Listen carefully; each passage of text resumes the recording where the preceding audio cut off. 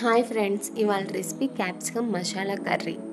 నేను 3 క్యాప్సికమ్ తీసుకున్నాను. ఇప్పుడు కావాల్సిన పదార్థాలు చూద్దాం. సన్నగా కోసిన ఉల్లిపాయలు, చిన్న చిన్న టమాటా ముక్కలు.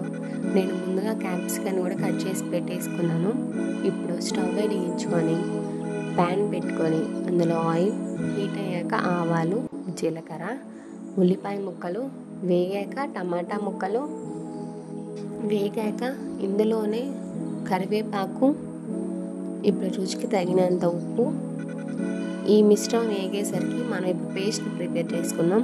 చిన్న మిక్సీ బౌల్లో అల్లం, తెల్లగడ్డలు, ధనియాలు, కొబ్బరి గ్రైండ్ పేస్ట్గా ప్రిపేర్ చేసుకొని ఇందులోనే యాడ్ చేయాలి. ఈ పేస్ట్ అంతా బాగా వేగితే టేస్ట్ చాలా బాగా వస్తుంది. వేగేదాకా మిక్స్ చేయాలి.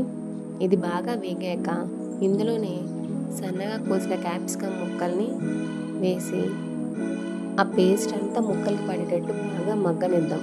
ఇందులోనే పసుపు, 2 స్పూన్ల కారం, గరం మసాలా బాగా మిక్స్ చేసి ఇందులోనే వాటర్ యాడ్ చేయండి.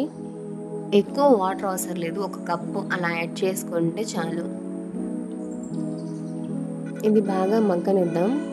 ప్లేట్ పెట్టుకొని ఒక 15 మినిట్స్ అలా మగ్గితే బాగా కన్సిస్టెన్సీ రెడీ అవుతుంది. ధనియాల పొడి వేసేసుకొని కొంచెం గ్రేవీగా ఉంటే చపాతీలోకి కానీ రోటీలోకి కానీ అన్నంలోకి కానీ చాలా బాగుంటుంది. ఇప్పుడు కొత్తిమీర వేసుకొని స్టవ్ ఆఫ్ చేసుకొని సర్వింగ్ బౌల్లోకి సర్వ్ చేసుకుంటే క్యాప్సికమ్ కర్రీ రెడీ.